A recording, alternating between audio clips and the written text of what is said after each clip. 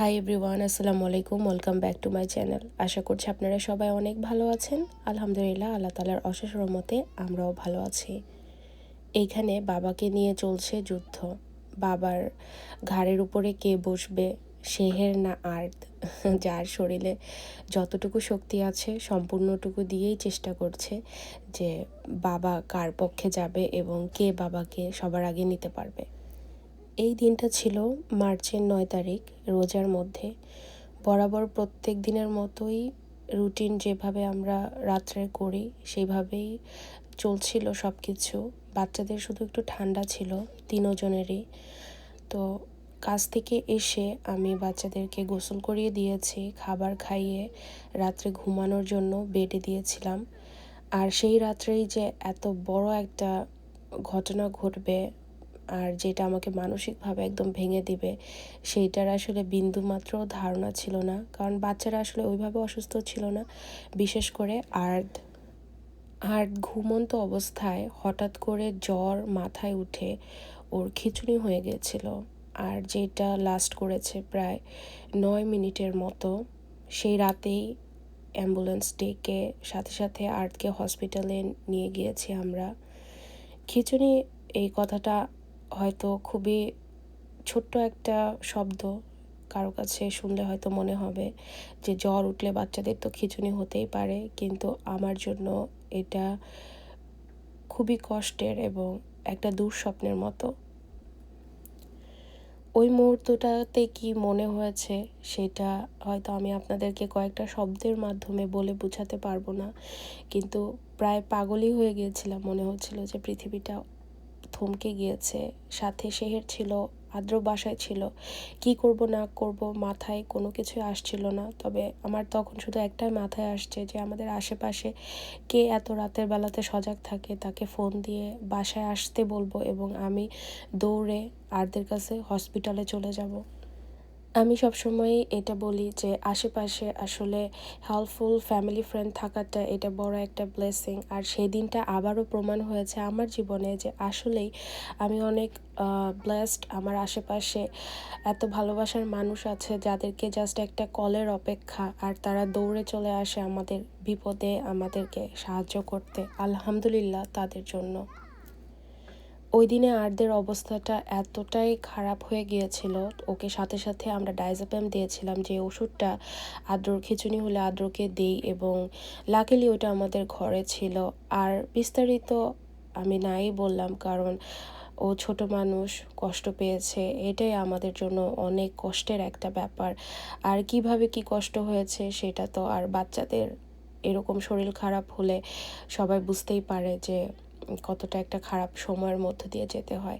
আর হসপিটালে ছিল, ওর সব পরীক্ষা নিরীক্ষা করা হয়। যেহেতু আমার বড় বাচ্চাটারও খিঁচুনির সমস্যা আছে, তাই ডক্টর তো আর সহজে ছেড়ে দিবে না, এবং এটা আমরা খুবই অ্যাপ্রিসিয়েট করি যে যত টেস্ট করা যায় ততই ভালো, যে শরীরের ভিতরে কোনো অসুখ আছে কিনা সেটা জানা যাবে এবং নিশ্চিন্তভাবে থাকা যাবে পরবর্তীতে।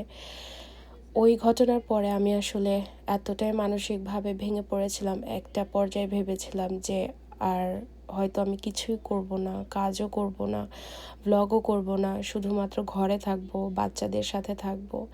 কিন্তু একটা সময় পরে গিয়ে আসলে সব কষ্টই হয়তো হিলড হয়ে যায়, বা হয়তো বা সময়ের সাথে সাথে নিজেকে মানিয়ে নিতে হয়, বা মানিয়ে যায় সব কিছু শরীরের সাথে মনের সাথে। আলহামদুলিল্লাহ এখন আমার আর পাপা মোটামুটি সুস্থ আছে, কিন্তু তারপরও ঠান্ডাটা কেন যেন কমতেই চাচ্ছে না। বাচ্চাদের এই পুরো বছরটা শুরুই হয়েছে ঠান্ডা দিয়ে, আর এখনও ঠান্ডা সমানভাবেই চলছে। শেহের মামাকে ওরিও খেতে দিয়েছিলাম, ওরিও খাওয়ার থেকে বেশি মুখে মাখিয়েছে। কি করেছে মুখটাকে ওরিও দিয়ে! ওদের দুই ভাই বোনের ভালোবাসা দেখলে, খুনসুটি দেখলে, ওরা যখন একজন আরেকজনের সাথে লাগালাগি করে, এইসব দেখলে না আমি আমার ভাইকে আরও অনেক অনেক বেশি মিস করি। আমার একটা মাত্র ভাই, আর আমার ভাইয়ের আমি একটা মাত্র বোন। চাইলেও এখন কত কিছু রান্না করে আমার ভাইকে রান্না করে খাওয়াতে পারি না। আমার ভাইও হয়তো বিশেষ দিনগুলোতে আমাকে এইভাবেই মনে করে, মিস করে। এখন মনে হয় যে ছোটবেলায় কেন ভাইয়ের সাথে ঝগড়া করতাম, ভাইয়ের সাথে মারামারি করতাম। ওদেরকে দেখলে আরো বেশি মনে পড়ে ভাইয়ের কথা। সেহের এখন নতুন নতুন শিখেছে মুখে তুলে খাইয়ে দেওয়াটা। তার বাবা আর তার ভাই হলো তার মেইন টার্গেট, তাদের দুজনকে যা পারে তাই খাইয়ে দেয়। আমি যদি সেহেরকে কোনো খাবার দেই, সে আগে প্লেট নিয়ে বা বাটি নিয়ে দৌড় দিয়ে ভাই আর বাবার কাছে চলে যায় তাদেরকে খাইয়ে দেওয়ার জন্য।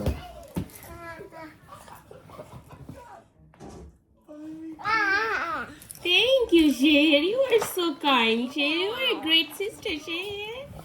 You are such a wonderful sister.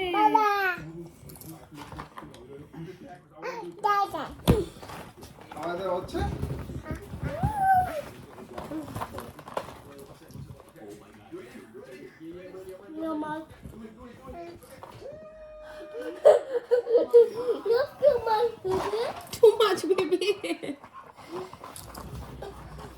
আরদের corona আর অ্যাডেনো ভাইরাস একসাথে হয়েছিল, এর জন্য বেশি পরিমাণে অসুস্থ হয়ে গিয়েছিল। আর যেহেতু এটা ছোঁয়াছুঁয়ি রোগ, তাই আমাদের অনেক প্ল্যান ক্যান্সেল করতে হয়েছে রোজার মধ্যে। লাস্টের রোজাগুলো শুধু পার করেছি, আল্লাহ পার করিয়ে নিয়েছে আর কি, এইভাবে কেটেছে। তারপরে ঈদের আগ পর্যন্ত মোটামুটি আর একটু সুস্থই হয়ে গিয়েছে। তারপরে ঈদের পরে আবার এই যে ঠান্ডা সর্দি এগুলো লেগেই আছে। ঈদের পরে তো একের পর এক দাওয়াত থাকেই আমাদের, প্রত্যেকবার সবাই চায় ঈদের দাওয়াত করতে। তো ঈদের দিনটাতে তো আমাদের বাসায় সবাই কাটায়, আলহামদুলিল্লাহ আমাদেরও খুব ভালো লাগে, আমরা এনজয় করি। তো ঈদের পরেই আস্তে আস্তে আমরা বাহিরে বের হওয়া শুরু করেছি বাচ্চাদেরকে নিয়ে। আসলে আরদের খুবই খারাপ একটা সময় গিয়েছে, ও এতটা দুর্বল হয়ে গিয়েছিল, হসপিটাল থেকে আসার পরেও 2 দিন সে একদম হাঁটেনি, মানে কোলে করে নিয়ে বাথরুমে যেতে হয়েছে, কোলে করে এখান থেকে ওইখানে নিতে হয়েছে। যেই বাচ্চাটা এত পরিমাণে দুরন্ত যে এক জায়গায় 2 মিনিটের বেশি বসে না, সেই বাচ্চাটা এরকম অসুস্থ হয়ে থাকলে আসলে বাবা মার জন্য আরো বেশি কষ্টের হয়ে দাঁড়ায়।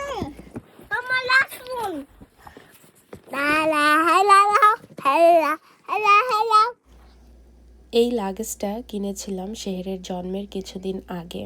আমার মনে হয়েছিল 3 বাচ্চাকে একসাথে বাহিরে নেওয়ার সময় এই লাগেজে করে তাদের জামা কাপড়, ডাইপার, ওয়াইপস, তারপরে হলো আদ্রর যে 3-4 বক্স ওষুধ, পেটের পাইপ আমাদের সবসময় ক্যারি করতে হয় বাইরে গেলে, সব কিছু একটা লাগেজে নিলে সুবিধা হবে।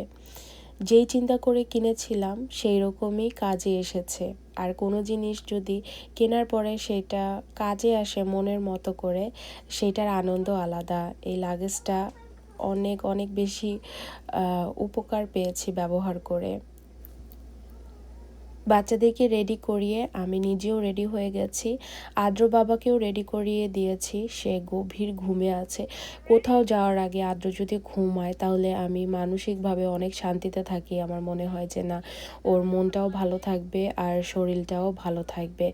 এই যে বাচ্চাদেরকে নিয়ে এখন বেরো হয়ে গিয়েছি, গাড়িতে রওনা দিয়ে দিয়েছি। আজকে দাওয়াতে যাচ্ছিল ইপু ভাইয়া আর লিমা আপুদের বাসায়। ওই দিন যখন একটা খারাপ পরিস্থিতির মধ্য দিয়ে যাচ্ছিলাম, আমি রাতেই লিমাপু আর ইপু ভাইয়াকে কল করেছিলাম আসার জন্য, তার সাথে কল করেছিলাম মারুফ ভাইয়াকে। সবাই শুধু একটা কলের ব্যবধানে চলে এসেছে আমাদেরকে সাহায্য করতে।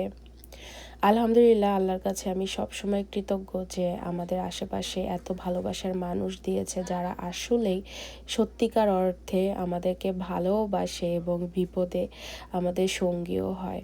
কথাই তো আছে না, বিপদের বন্ধুই সত্যিকারের বন্ধু।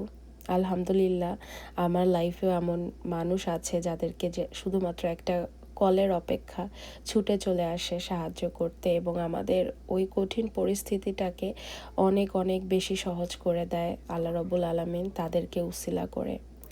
আজকে তো দাওয়াতে এসেছি, এসে দেখি ইলাহি কাণ্ড করে রেখেছে, কত রান্না বান্না করেছে আমাদের জন্য।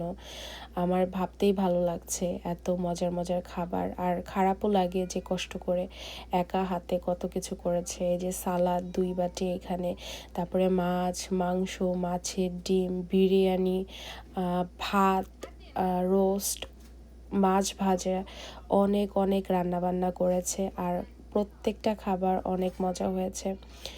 রান্নাবান্না করে এখানে সব কিছু রেডিও করে রেখেছিল, এখন শুধু লাস্ট ফিনিশিং দিচ্ছে সুন্দর করে গার্নিশ করে। খুব মজার খাবার হয়েছিল। লাস্ট কয়েকদিন ধরে আসলে মন মেজাজ শরীর কোনো কিছুই ভালো লাগে না, কারণ বাচ্চারা একের পরে এক অসুস্থ, ঠান্ডা যেন লেগেই আছে, পিছুই ছাড়ছে না। এই বছরটা শুরু হয়েছে নানান ধরনের শরীর খারাপ দিয়ে। আর আরদের এই সিচুয়েশনটা হওয়ার পরে তো আমি মনে হয় যে সব কিছু পৃথিবীতে বাদ দিয়ে শুধু বসে থাকি, মানে কোনো কাজ যেন হাতেই ওঠে না, আর মনে হয় আমার শরীরও চলে না। তার মধ্যেও তো আসলে কোনো কিছুই আটকা পড়ে নেই, সব কিছুই চলছে আলহামদুলিল্লাহ। আমাদের ঈদও মোটামুটি ভালোই গিয়েছে ব্যস্ততার মধ্যে। ঈদের দিনও আবার দেখা গেছে যে আমাদের খুব ক্লোজ ফ্যামিলি ফ্রেন্ডের একজন এত বেশি অসুস্থ হয়ে গেছে যে হসপিটালে ভর্তি হতে হয়েছে। চারিদিকে সবাই যেন অসুস্থ। ইভেন আমাদের যে ফ্রেন্ড সার্কেল আছে, পরিচিত মানুষ আছে, তাদের বাচ্চা কাচ্চাও দেখি একই রকমভাবে অসুস্থ, কয়েকদিন পরপরই হসপিটালে যেতে হচ্ছে। আল্লাহর কাছে শুধু দোয়া করি আল্লাহ যেন প্রত্যেকটা বাচ্চাকে তার মায়ের বুকে বাবার বুকে সুস্থ সুন্দরভাবে রাখে, কারণ বাচ্চারা অসুস্থ হলে আসলে বেশি কষ্ট মা বাবারই হয়ে যায়, মানসিকভাবে আর শারীরিকভাবেও বটে। আপনাদের সবার ভালোবাসার দোয়া আমি সবসময় অনেক অ্যাপ্রিসিয়েট করি, আপনাদের কাছে আমি সবসময় অনেক বেশি কৃতজ্ঞ। আমার বাচ্চাদের জন্য দোয়া করবেন, তারা যেন ভালো থাকে, সুস্থ থাকে, আর এই বছরের শরীর খারাপের ওয়েবটা যেন তাড়াতাড়ি শেষ হয়। এই যে আমার শেহের রানী এখানে কতটা ক্র্যাঙ্কি হয়ে আমার সাথে আছে, কারণ তার শরীরটা ভালো লাগে না। আর বাচ্চাদের শরীরটা একটু ভালো লাগলেই আবার খেলা শুরু করে, সেটা অনেক বেশি আনন্দ দেয়। সবাই ভালো থাকবেন, দেখা হবে অন্য আরেকটা দিন। আর আমি খুবই দুঃখিত আমার এলোমেলো ব্লগের জন্য। ইনশাল্লাহ আপনাদের সাথে আবার যথারীতি ব্লগ শেয়ার করব, বাচ্চারা যদি সুস্থ থাকে, ভালো থাকে। আল্লাহ হাফেজ, আসসালামু আলাইকুম।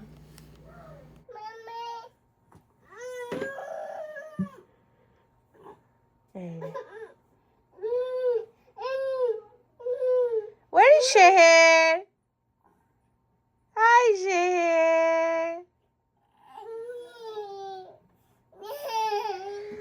Hi, Sheher.